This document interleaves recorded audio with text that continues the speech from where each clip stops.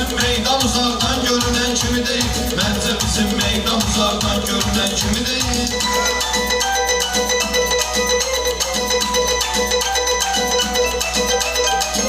Bayağı yaxşı deyib qazandı əhsənləri. Hər vətən övladı ki məhv eylədi düşmənləri. Müasir Avropalının bəzi baş bilənləri gördü Azərbaycan uzaqdan görünən kimi deyil. Gördü Azərbaycan uzaqdan görünən kimi deyil. Məncə bizim meydan uzaqdan görünən kimi deyil. Gəl bura gör salyan uzaqdan görünən kimi deyil.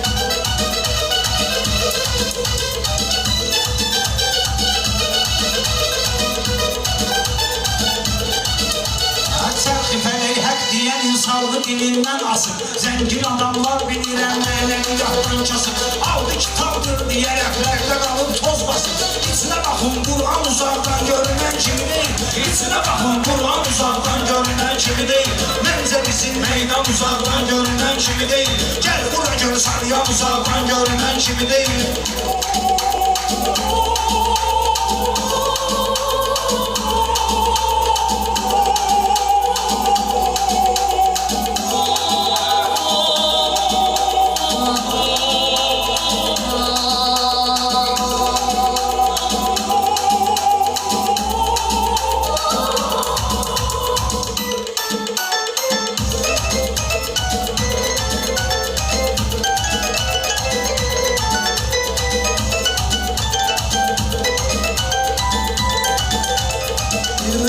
Söyleyərəm, layiq olar diqqətə. Mən ki cavan yaşda ürəyəm görünəm sənətə. Şəhriyar 30 demiş 100 söz tanıyan heyyətə.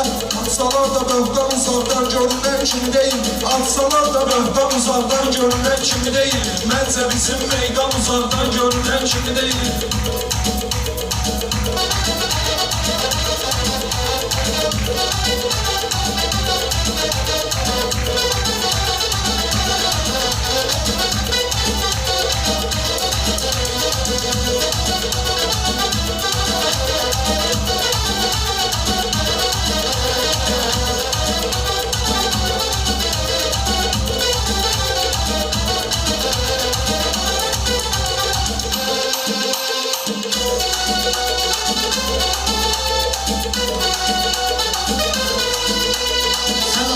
Diqqətində bir tükəsən, böyüyəsən. Boynuğu hər vaxtı onun üçün bükəsən, böyüyəsən. Təbriz gərək güllə atıb qan tökəsən, böyüyəsən. Eşitməmsən üsyan uzaqdan görünən kimi deyil.